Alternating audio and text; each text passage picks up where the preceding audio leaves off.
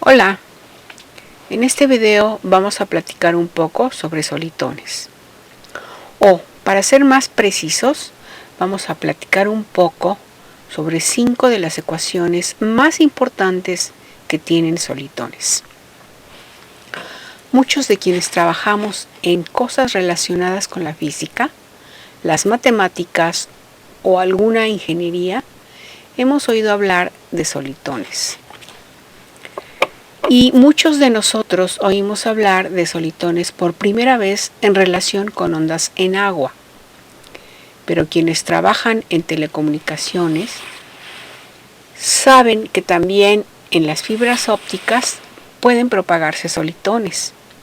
Los físicos nucleares saben que en los plasmas también se propagan solitones, y quienes trabajan con cristales líquidos saben que también en esos cristales pueden propagarse solitones.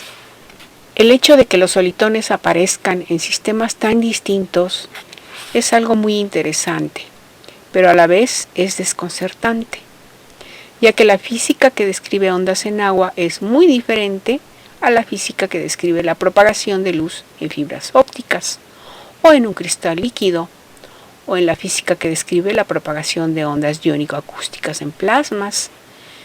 ¿Cómo es posible que ondas tan parecidas se propaguen en sistemas tan diferentes?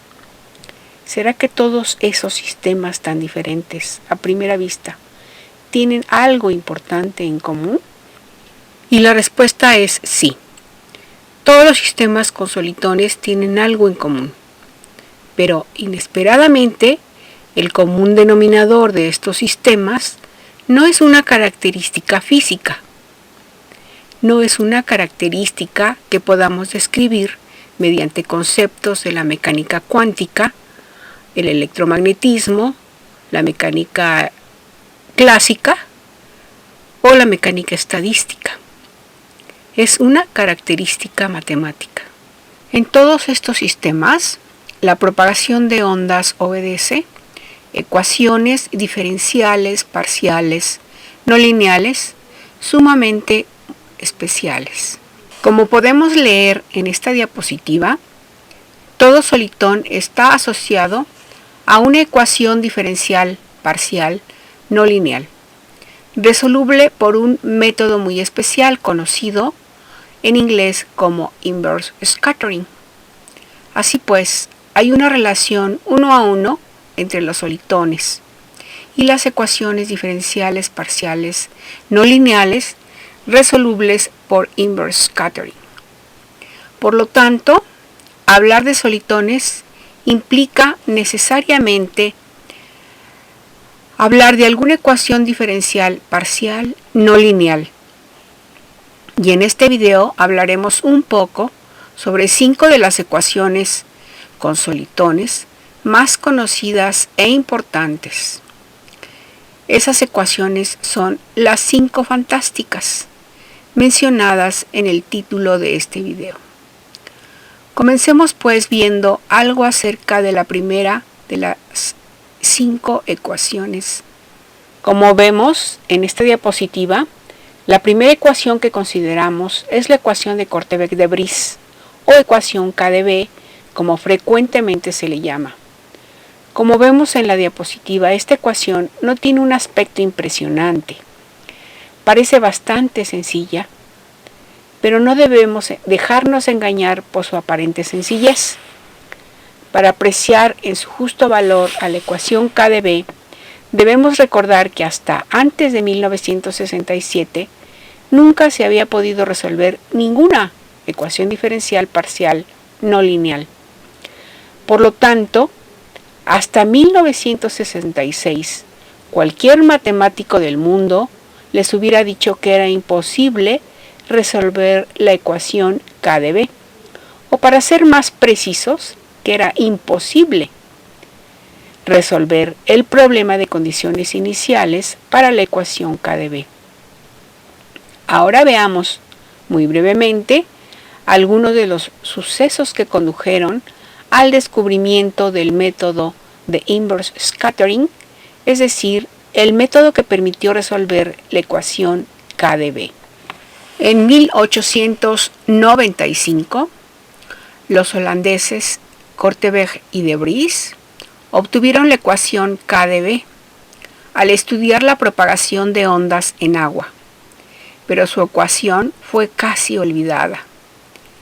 En 1955, Fermi, Pasta y Ulam, en el Laboratorio Nacional de Los Álamos, desarrollaron un modelo sencillo para describir la propagación de calor en sólidos, mediante una cadena de partículas puntuales unidas por resortes no lineales, e inesperadamente encontraron unas soluciones periódicas inexplicables. A este proceso periódico, que Fermi y sus colaboradores no pudieron explicar, se le llamó recurrencia de Fermi, Pasta y Ulam. En 1965, dos matemáticos de Princeton, Zabusky y Kruskal, retomaron el problema de Fermi y transformaron el problema de masas discretas unidas por resortes en un problema continuo y obtuvieron la ecuación de Korteweg de Vries. Y para empezar a ver cómo se comportaban las soluciones de esta ecuación, decidieron resolverla numéricamente, usando una condición inicial muy sencilla, un coseno de x. Y la solución resultó una sorpresa. En la figura que vemos en esta diapositiva, podemos ver que obtuvieron la curva punteada es la condición inicial, un coseno de x. Pasado un cierto tiempo, un tiempo cercano a un tercio, según se indica en la figura, el coseno se transforma en una especie de diente de sierra, que es la curva mostrada con guiones en la figura. Cuando el tiempo avanza más y llega a aproximadamente a 1, el diente de sierra se parte en una secuencia de ondas que se muestra en la figura con línea continua. Y para cuando el tiempo llega a aproximadamente a 10, la función vuelve a tomar la forma inicial de coseno de x. Y este regreso a la condición inicial explicaba la recurrencia, encontrada por Fermi, Pasta y Ulam. Así pues, Zabusky y Kruskal habían logrado explicar la recurrencia de Fermi, Pasta y Ulam, que había sido el objetivo inicial de su trabajo. Pero Zabusky y Kruskal notaron que más importante que la explicación de esa recurrencia era el comportamiento de las ondas que vemos con línea continua en la figura. Zabusky y Kruskal observaron que las ondas más altas se movían más rápido, y cuando una onda alta alcanzaba a una onda más chaparrita y más lenta, pasaba por encima de ella, y después de esa superposición, ambas ondas recuperaban sus formas y velocidades iniciales. Y esto era una total sorpresa, pues Zabusky y Kruskal sabían que ese tipo de interacción entre ondas solitarias nunca se había observado en una ecuación diferencial parcial no lineal. Conscientes pues de que habían encontrado algo muy novedoso, Zabusky y Kruskal decidieron darle un nombre nuevo a estas nuevas ondas y decidieron llamarlas solitones, ya que estas ondas conservaban su identidad después de los choques como si fueran una especie de partículas. Y el nombre solitón recordaba los nombres de partículas tales como electrón, protón o neutrón. Después de descubrir a los solitones de la ecuación K de B, ambos investigadores siguieron estudiando a la ecuación K de B y a algunas de sus variantes. En particular, Kruskal se unió con otros 3 investigadores de Princeton, Gardner, Green y Miura, y juntos los 4 lograron encontrar el extraordinario y sorprendente método de inverse scattering. Pero antes de explicar en qué consiste este método, conviene que recordemos algo de la ecuación de Schrödinger independiente del tiempo. Aquí vemos en la ecuación 1 a la ecuación de Schrödinger independiente del tiempo. Y la U minúscula es el potencial. La E es el valor de la energía. Pensemos pues que U es un pozo de potencial y recordemos que la ecuación de Schrödinger tendrá soluciones para cualquier valor positivo de la energía, pero solo para un conjunto discreto de valores negativos. Para cada valor negativo, E subíndice n, la ecuación de Schrödinger tendrá una eigenfunción cuyo comportamiento para x tendiendo a infinito es el que se muestra en la ecuación 2 de la diapositiva. Por otro lado, para una energía positiva habrá una eigenfunción cuyo comportamiento para x tendiendo a más o menos infinito será el que se muestra en la ecuación 3 de la diapositiva. Los coeficientes a y b aparecen en esa ecuación tercera que dependen del valor de la energía. Son los famosos coeficientes de reflexión y transmisión. Tenemos pues que, dado el potencial U de x, la mecánica cuántica nos permite determinar los eigenvalores negativos de la energía, E con subíndice n. Los coeficientes C subíndice n de las eigenfunciones asociadas a esas energías y los coeficientes de reflexión y transmisión. A esos datos se les denomina datos de dispersión. De modo que, dado el potencial, podemos conocer los datos de dispersión, como se indica en la ecuación 1 de esta diapositiva. Pero además, la mecánica cuántica nos enseña que, dados los datos de dispersión, podemos determinar cuál es el potencial que dio lugar a esos datos. A ese cálculo se le llama en cuántica el problema de dispersión inverso. Esto es lo que se quiere indicar en la primera ecuación de esta diapositiva con la flecha que apunta en ambos sentidos. Dado el potencial U, podemos determinar E, C, A y B, y viceversa. Dados los datos de dispersión, podemos determinar el potencial. Ahora bien, en la ecuación de Schrödinger independiente del tiempo, el potencial es solo función de x. Pero ahora Gardner, Green, Kruskal y Miura introdujeron un cambio extraño. Supusieron que en lugar de tener un único potencial, tenían toda una familia de potenciales.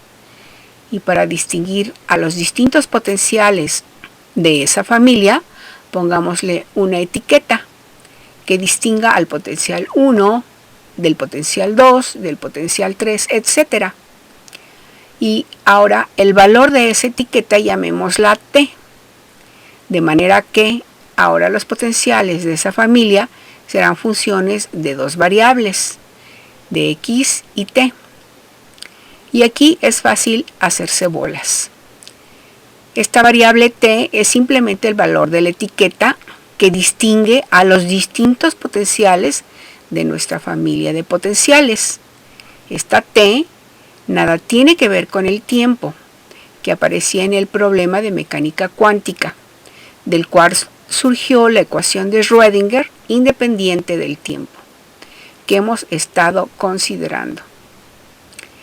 Insistiendo, esta T es solo la etiqueta que distingue a diferentes potenciales de la familia de potenciales que estamos considerando. Y como para cada potencial tendremos un conjunto de datos de dispersión diferente, en la primera ecuación de esta diapositiva vemos que el potencial depende de T y también los datos de dispersión dependen de esa etiqueta T.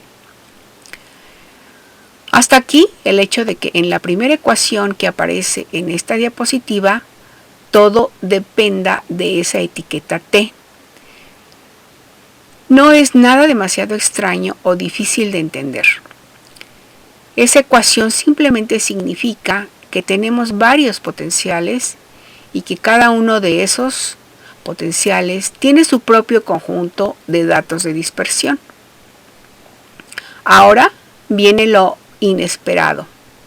Gardner, Green, Kruskal y Miura lograron demostrar que si la función U de xt satisface la ecuación k de b, la ecuación 2 mostrada en la diapositiva, entonces podían determinar cómo dependen de t todos los datos de dispersión.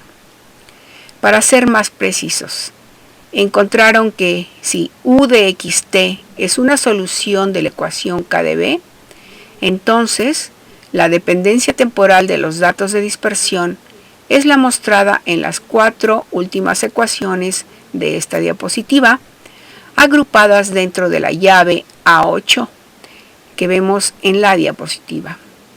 Y entonces veamos qué es lo que podemos hacer con esto.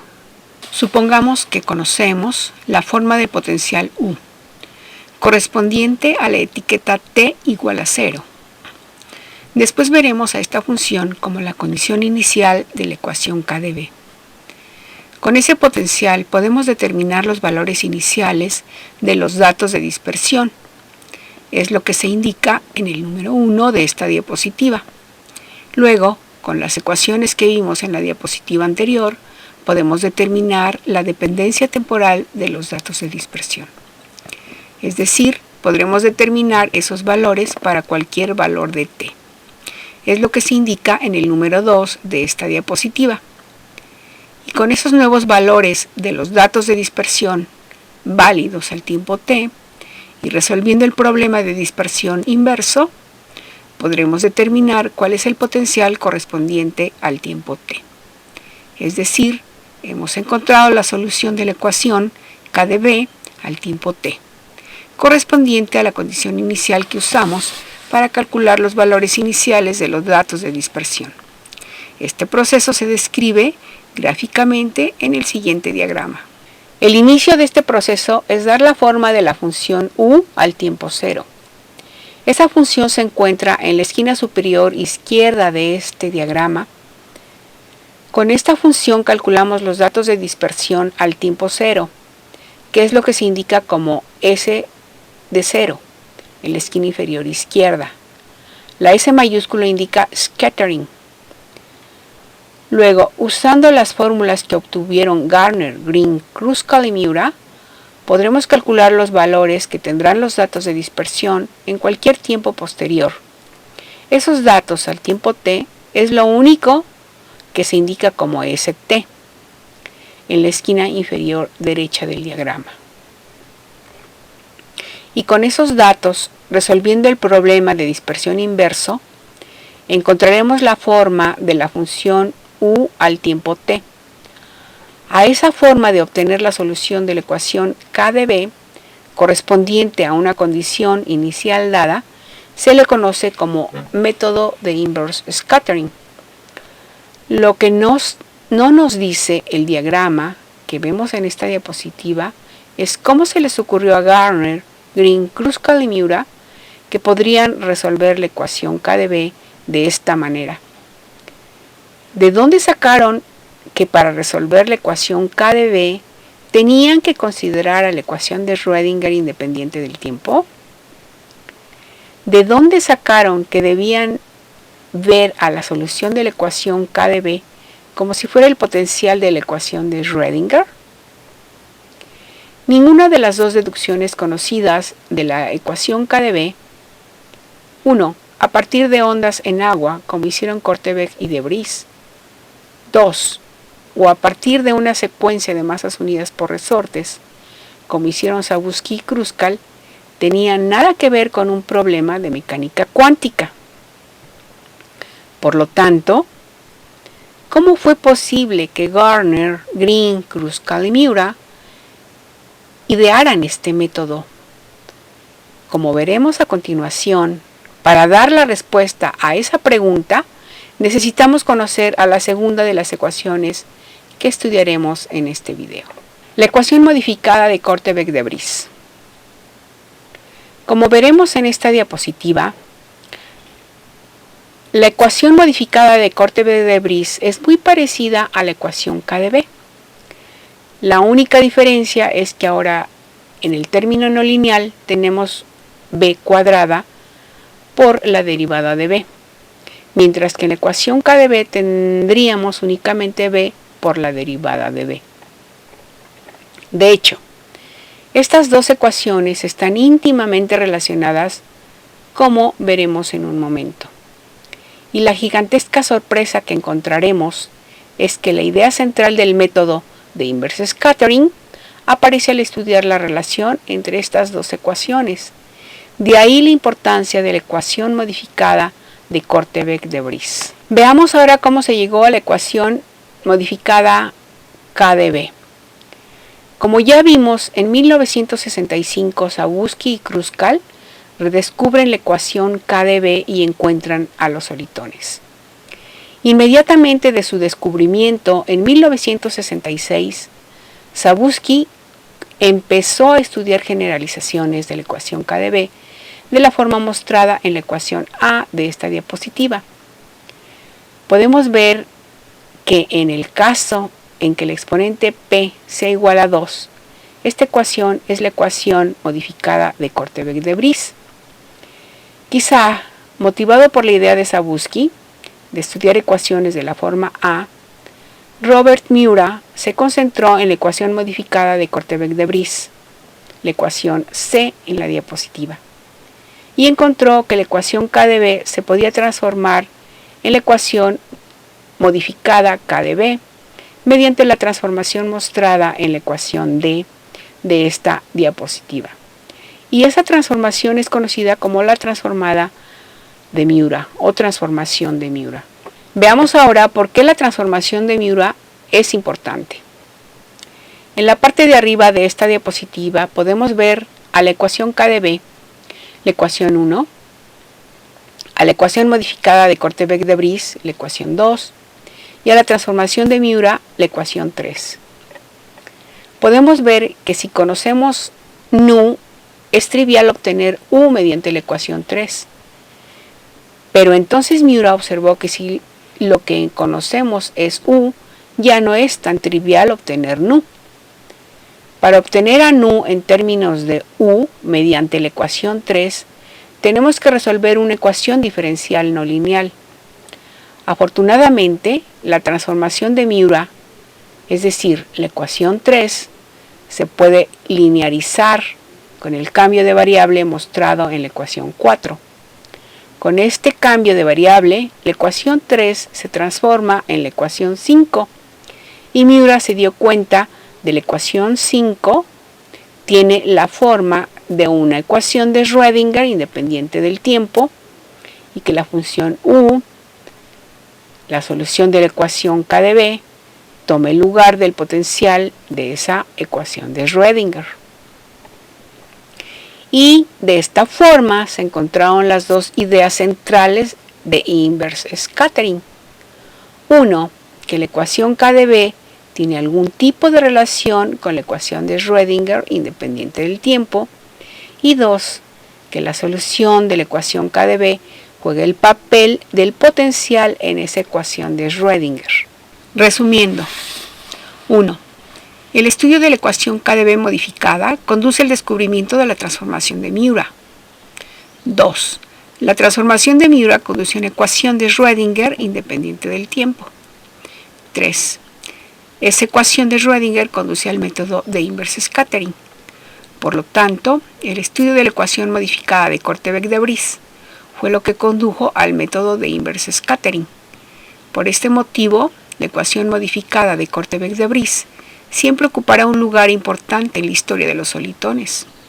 Además, la ecuación KdV modificada es interesante por sí misma, ya que 6 años después del descubrimiento del método de inverse scattering, Miki Wadati demostró que la ecuación KdV modificada también es integrable por inverse scattering. Tiene solitones y tiene infinitas cantidades conservadas. Y no solo es una ecuación matemáticamente interesante, también es físicamente interesante, ya que describe procesos físicos no triviales, como por ejemplo la propagación de ondas iónico-acústicas en plasmas. Veamos ahora a nuestra siguiente ecuación fantástica, la ecuación no lineal de Schrödinger. Esta es probablemente la ecuación más importante de todas las ecuaciones con solitones. Es una ecuación polifacética. se puede deducir de formas muy diferentes, desde la mecánica cuántica, desde el electromagnetismo, por el método de escalas múltiples, y puede describir el comportamiento de sistemas muy diferentes, como condensados de Bose-Einstein, ondas en agua, pulsos de luz en fibras ópticas y en general ondas en cualquier sistema dispersivo no lineal. Además, tiene muchas variantes de interés, decenas de variantes. Pero posiblemente lo que esta ecuación hace que sea tan importante es que es el fundamento de la tecnología de telecomunicaciones por fibra óptica. Veamos ahora 6 de los eventos más importantes relacionados con la ecuación no lineal de Schrödinger y con las telecomunicaciones por fibra óptica. 1. En 1967, Pitaevsky, el colaborador de Landau, encontró la ecuación no lineal de Schrödinger al estudiar el comportamiento del helio líquido a bajísimas temperaturas. 2. En 1971, Sakharov y Sabat, del Instituto de Hidrodinámica en Siberia, demostraron que la ecuación no lineal de Schrödinger puede resolverse por inverse scattering. 3. En 1973, Akira Hasegawa, de los laboratorios Bell en Nueva Jersey, demostró que la ecuación no lineal de Schrödinger describe la propagación de pulsos de luz en fibras ópticas y predijo que si se tuvieran fibras ópticas adecuadas, estos pulsos podrían viajar miles de kilómetros por estas fibras, de manera que se podrían construir sistemas de telecomunicaciones hechos de fibras ópticas en lugar de cables metálicos. 4. En 1979, Miya, Terunuma, Osaka, Miyoshita lograron obtener fibras ópticas adecuadas para ser usadas en telecomunicaciones.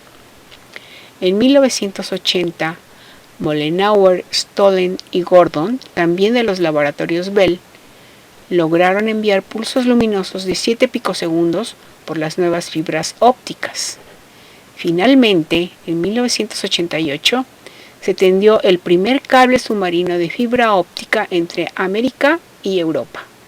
Y esta diapositiva presentamos algunos de los cables submarinos tendidos actualmente. Hay más de 1 millón de kilómetros de cables submarinos y el 99% del tráfico mundial de Internet viaja por estos cables. Algo que merece observarse es que no existe ningún cable que comunique a México directamente ni con Europa ni con los países orientales. Y en el rectángulo color mostaza que aparece a la izquierda podemos ver cómo ha ido aumentando la capacidad de estos cables. El primer cable de fibra óptica que se tendió en 1988 enviaba 140 millones de pulsos de luz por segundo, es decir, trabajaba a un bitrate de 140 megabytes por segundo. Para el año 2000, los cables submarinos ya trabajaban a 100 gigabytes por segundo. Y en el 2018 se tendieron 2 nuevos cables. El cable Brusa entre Brasil y Estados Unidos, que trabaja a 160 terabytes por segundo.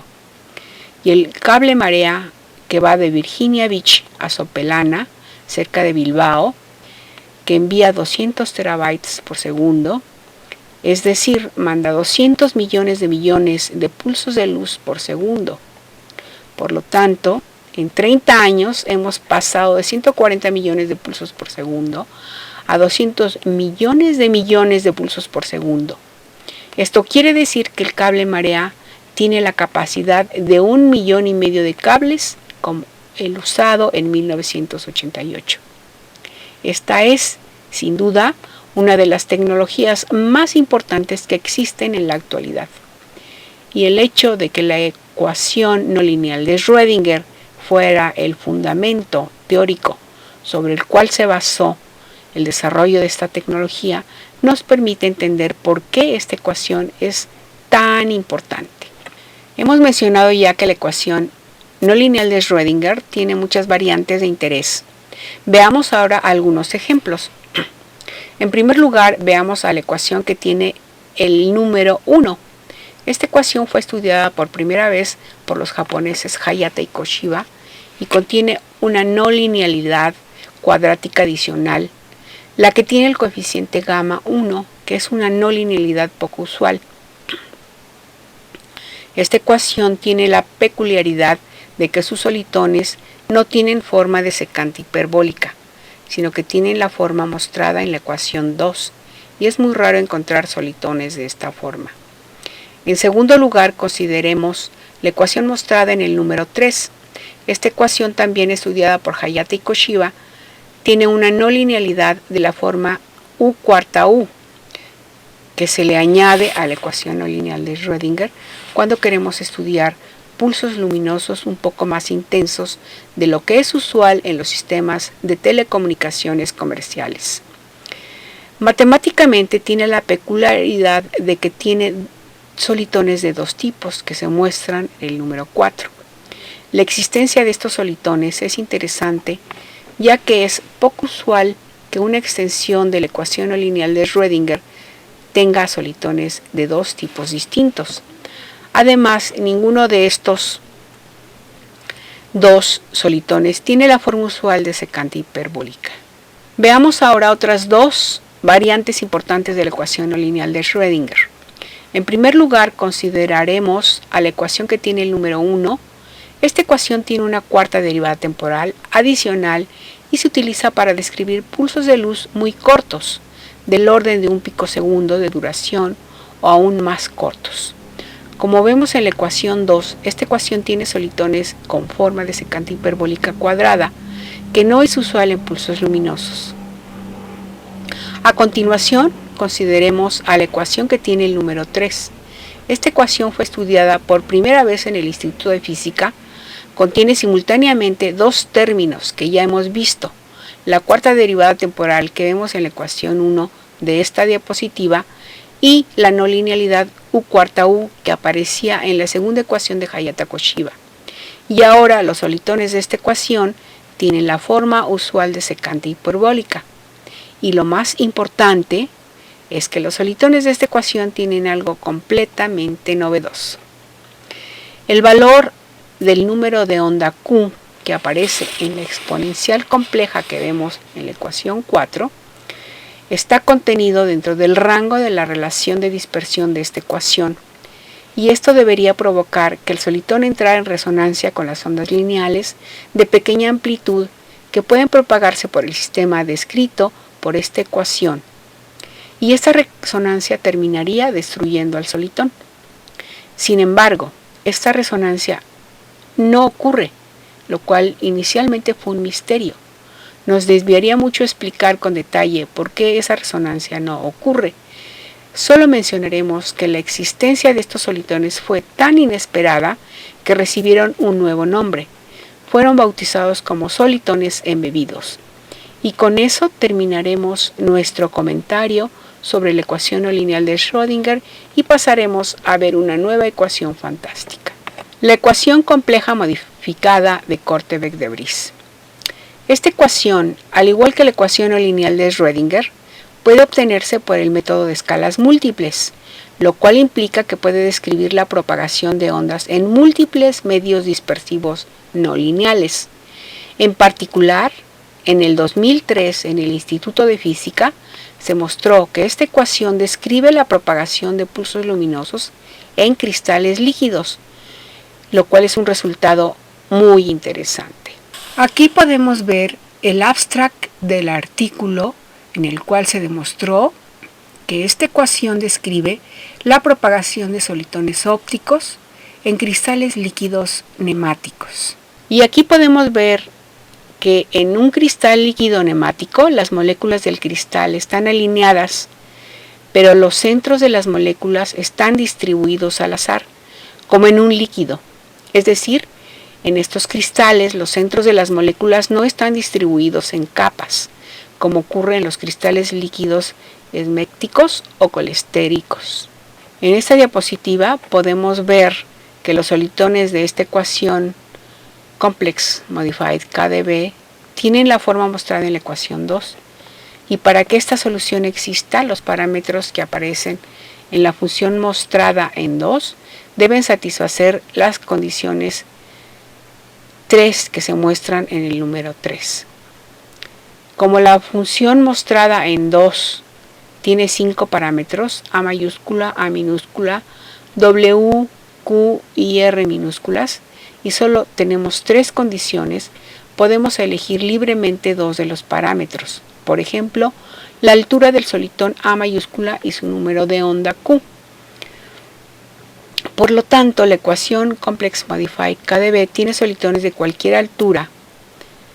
En particular, si elegimos la epsilon igual a 1 y gamma igual a 6, podemos tener un solitón exacto de altura raíz de 5 octavos, aproximadamente 0.79, y anchura igual a raíz de 8 quintos, tal como se muestra en las ecuaciones que están a la izquierda del número 4.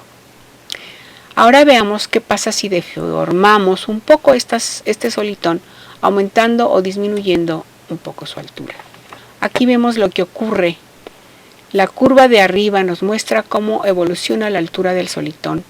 Al avanzar a lo largo del cristal líquido, cuando la altura inicial cerca de 0.82 es mayor que la altura exacta, que es 0.79, esperábamos que la altura disminuyera, tratando de regresar al valor exacto de 0.79.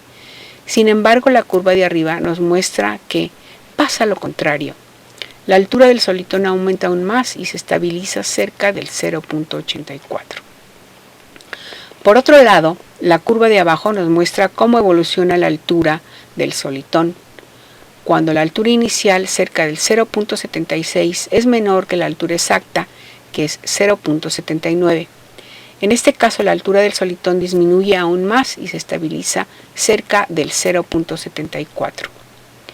Vemos pues que aun cuando en ambos casos el comportamiento del solitón es sencillo, resulta difícil de entender.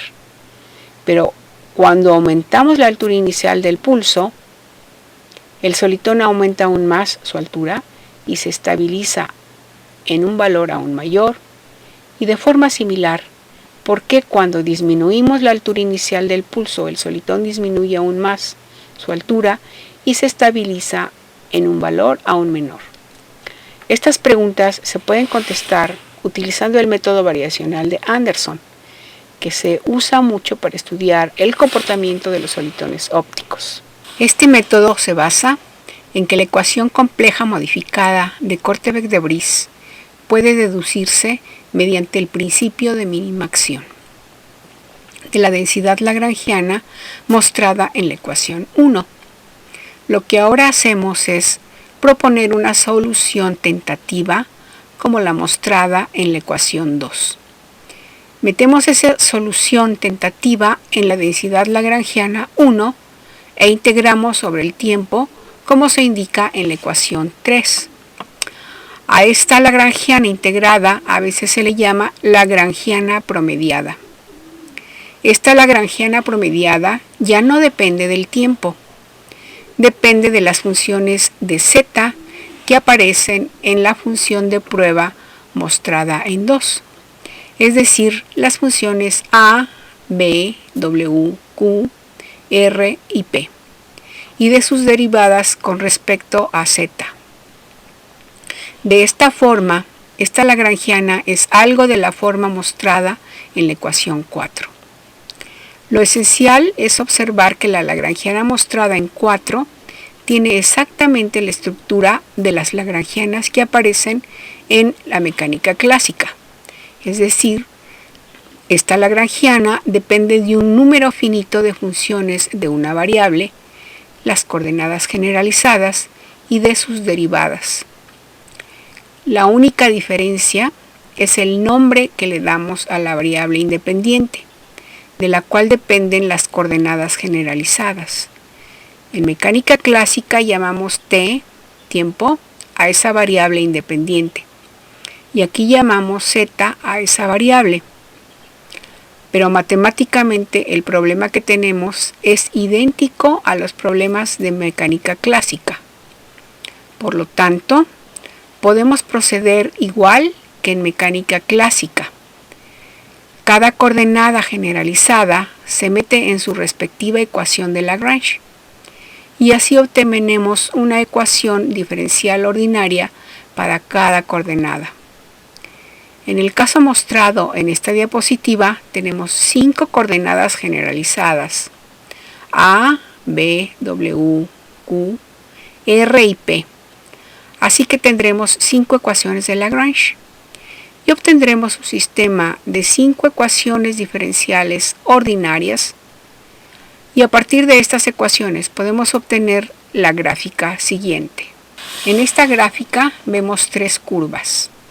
La curva ligeramente más oscura, que pasa por el punto central E, nos da la relación que existe entre la altura A y la anchura W en los solitones exactos.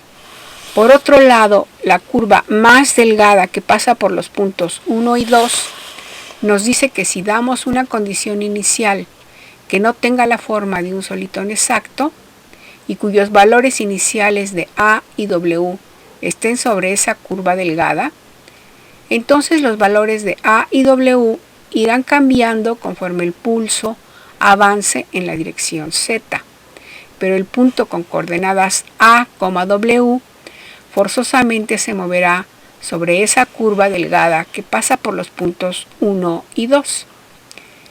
Eso es lo que nos dicen las ecuaciones de Lagrange.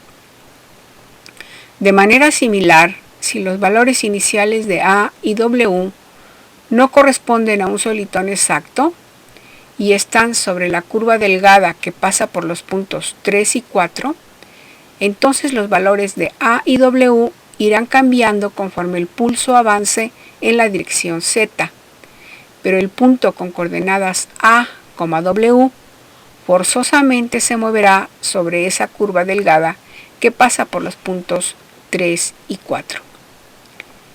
Y ahora sí podemos entender lo que obtuvimos en la diapositiva anterior. Supongamos que inicialmente damos un pulso parecido al solitón exacto, cuyos valores de A y W corresponden a las coordenadas del punto E, mostrado en esta gráfica. Pero ahora aumentamos un poco la altura inicial, de tal forma que en vez de estar en el punto E, estemos en el punto 1. Entonces el punto con coordenadas A, W estará obligado a moverse sobre la curva delgada que pasa por el punto 1, y resulta comprensible pensar que ese punto se moverá hacia la única configuración de equilibrio que existe en esa curva, el punto 2. Pues el punto 2 corresponde a un solitón exacto, ya que está sobre la curva gruesa que pasa por el punto E. Insistamos en esta idea. Si inicialmente aumentamos la altura del pulso inicial, de modo que estemos en el punto 1 en lugar de estar en el punto E, el punto con coordenadas A, W aumentará aún más su altura, pues se moverá hacia el punto 2, que es el único punto de equilibrio en la curva que pasa por los puntos 1 y 2. En resumen, si la altura inicial es mayor que la de un solitón exacto, el pulso se estabilizará en una altura aún mayor. Y eso fue lo que se observó en la diapositiva anterior.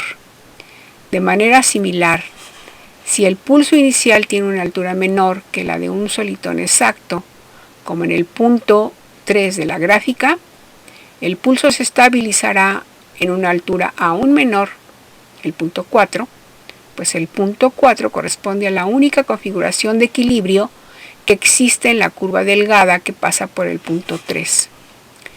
De esta forma, el estudio de la ecuación compleja modificada de Korteweg-de Vries nos ha servido para aprender qué es el método variacional de Anderson y cómo este método nos permite entender que las puras soluciones numéricas no nos explican. Ahora veamos a la ecuación Diablov-Slavic, la quinta y última ecuación fantástica que examinaremos en este video.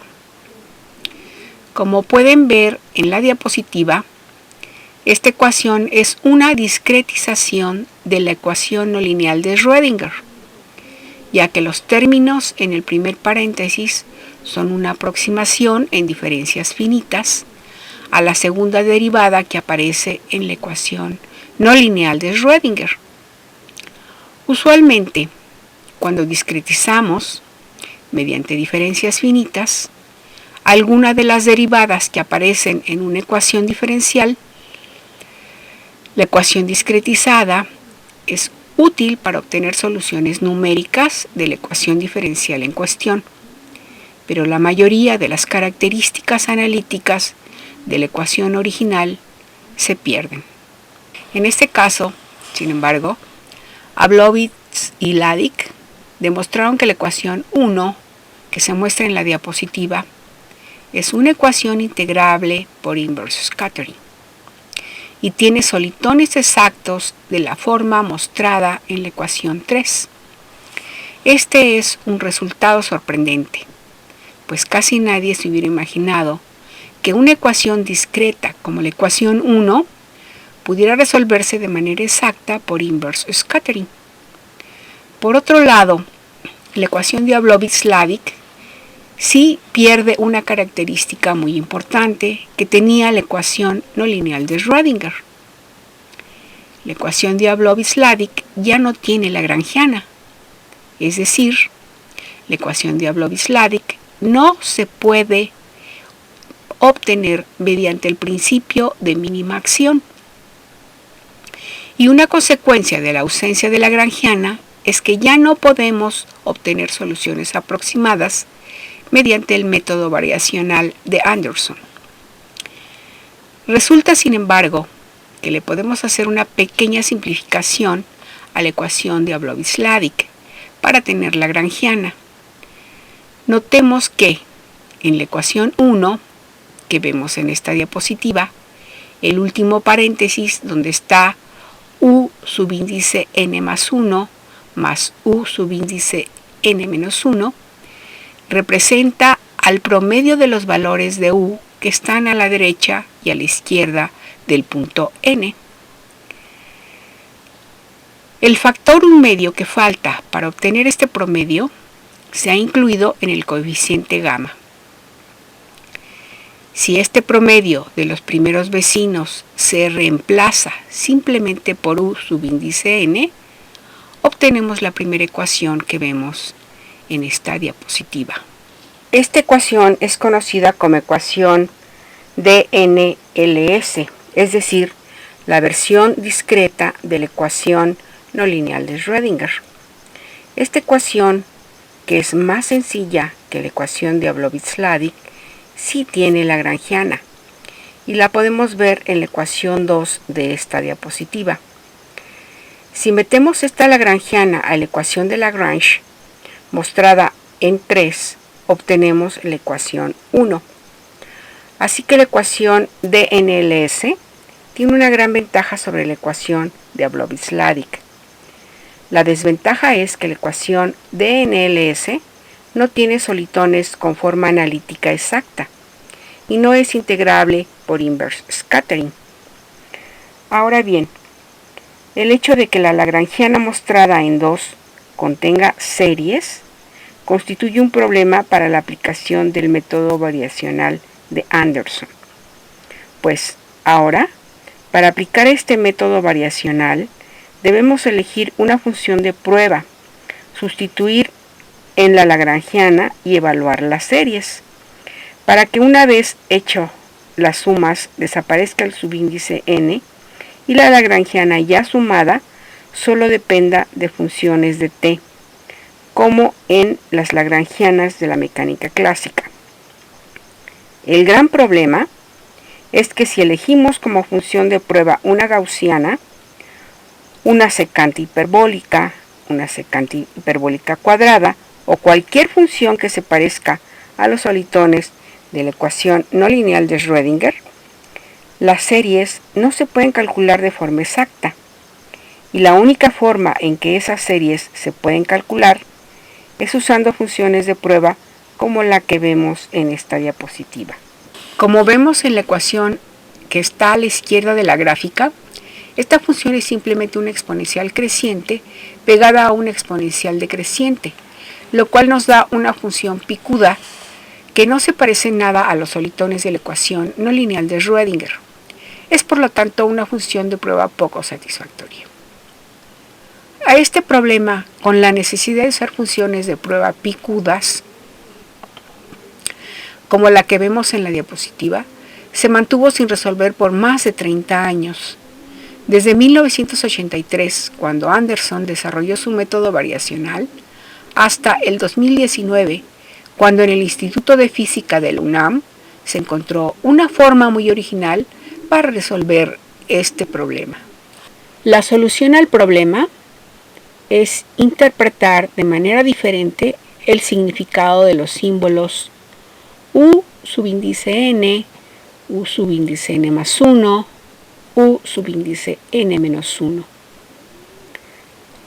Tradicionalmente pensamos que U subíndice n representa a una función de dos variables, una variable continua, el tiempo, y una variable discreta, n.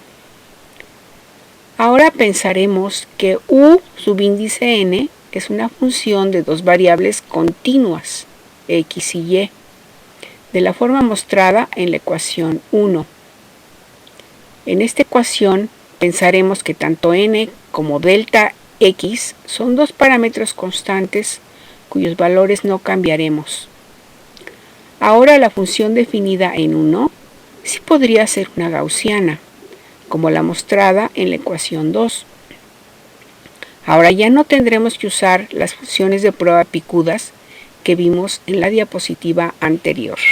Introduciremos también otro cambio en el significado de los símbolos U subíndice n, U subíndice n más 1, U subíndice n menos 1. En la interpretación usual de la ecuación de NLS, estos tres símbolos se consideran como tres funciones distintas, tres incógnitas distintas. Ahora consideraremos que U subíndice n más 1 y U subíndice n menos 1 no son dos incógnitas adicionales, sino que son dos funciones que se obtienen a partir de U subíndice n, mediante dos operadores de traslación mostrados en las ecuaciones 2 y 3. Al igual que en una ecuación diferencial parcial donde aparezca U, la derivada parcial de U con respecto a t y la derivada parcial de U con respecto a x, no consideramos que estas dos derivadas sean dos incógnitas adicionales independientes de U, sino que consideramos que estas derivadas son cantidades que se obtienen a partir de U, aplicándole dos operadores diferenciales a esta función. Ahora, en nuestra nueva interpretación de la ecuación NLS discreta, no consideramos a U subíndice n más 1 y U subíndice n menos 1 como dos incógnitas adicionales independientes de U subíndice n, sino que las veremos como dos cantidades que se obtienen a partir de U subíndice n. Aplicándole a esta función los dos operadores de traslación mostrados en las ecuaciones 2 y 3. Por último, conviene introducir un pequeño cambio en la notación. Como ahora consideramos que la función U subíndice n depende de dos variables continuas, x y y, conviene escribir la derivada con respecto al tiempo que aparece al principio de la ecuación como una derivada parcial respecto al tiempo. Es decir, introduciremos el cambio de notación indicado en el número 1. Con esta pequeña modificación, escribiremos a la ecuación no lineal de Schrödinger discreta en la forma que se muestra en la última ecuación de esta diapositiva. Y aquí, en este video, diremos que esta es la ecuación DNLS modificada. Dado que el cambio en la interpretación de los símbolos U subíndice n, U subíndice n más 1, U subíndice n menos 1, no cambia la forma de la ecuación no lineal de Schrödinger discreta. Quienes vean este video podrían pensar que no ha habido en realidad ningún cambio realmente importante. Sin embargo, con este cambio de interpretación cambian muchas cosas importantes. Veamos qué cosas han cambiado. Primera diferencia. La ecuación no lineal de Schrödinger discreta tradicional representa en realidad a un sistema de infinitas ecuaciones acopladas para un número infinito de funciones incógnitas, es decir, las funciones mostradas en el número 1. En cambio, la ecuación DNLS modificada es una única ecuación para una única función incógnita, la función mostrada en el número 2. Segunda diferencia. La ecuación DNLS, con su interpretación modificada, se deduce de la densidad lagrangiana mostrada en el número 1, la cual no contiene series. En cambio, la ecuación NLS discreta tradicional se deduce de la lagrangiana mostrada en 2, que sí contiene series. Tercera diferencia. Para obtener la ecuación DNLS con su nueva interpretación, debemos sustituir su densidad lagrangiana en la novedosa ecuación de Euler-Lagrange mostrada en 1, que es completamente diferente de la ecuación de Lagrange usual mostrada en 2, que es la que se usa para obtener a la ecuación DNLS tradicional. Esta es una diferencia enorme, ya que la ecuación de Euler-Lagrange mostrada en 1 es completamente original y nunca había sido usada con anterioridad. Cuarta diferencia. En el caso de la versión tradicional de la ecuación NLS discreta, para aplicar el método variacional, debemos sustituir la función de prueba en la lagrangiana mostrada en 1, y entonces debemos evaluar todas las series, lo cual es un problema. En cambio, con la nueva interpretación de la ecuación no lineal de Schrödinger discreta, para aplicar el método variacional, debemos sustituir la función de prueba en la lagrangiana mostrada en 2, y entonces debemos integrar esa lagrangiana como se muestra en la última ecuación de esta diapositiva. Y con esta lagrangiana integrada, podemos obtener las ecuaciones de Lagrange, que gobiernan la dependencia temporal de los parámetros que entran en la función de prueba, tales como la altura y la anchura de una función de prueba gaussiana, tal como la que se muestra en esta diapositiva. Siguiendo este procedimiento, en el artículo que se muestra en esta diapositiva, estudiamos una generalización de la ecuación de Ablovis-Vladyk y pudimos obtener cómo varía la altura de la gaussiana como función del tiempo para distintas condiciones iniciales. Y encontramos que la altura de la gaussiana puede oscilar de las formas mostradas en las siguientes figuras. A un pulso cuya altura oscila periódicamente, como en estas figuras, se le denomina en inglés breather, pues su anchura también aumentará y disminuirá periódicamente, como si estuviera respirando. Por lo tanto, las gráficas que vemos aquí muestran que la generalización de la ecuación de Ablovis-Vladyk, que estudiamos en el artículo que mostramos en la diapositiva anterior, permite la propagación de breathers, lo cual es un resultado muy interesante. Así pues, hemos estudiado algunas cosas relacionadas con 5 de las ecuaciones más famosas e importantes que tienen solitones. En particular hemos visto lo siguiente. 1. ¿En qué consiste el método de inverse scattering? 2. Cómo el estudio de la ecuación modified KdV fue lo que condujo al descubrimiento del método de inverse scattering. 3. cómo la ecuación no lineal de Schrödinger es útil en telecomunicaciones y tiene muchas variantes con solitones de distinta forma. 4.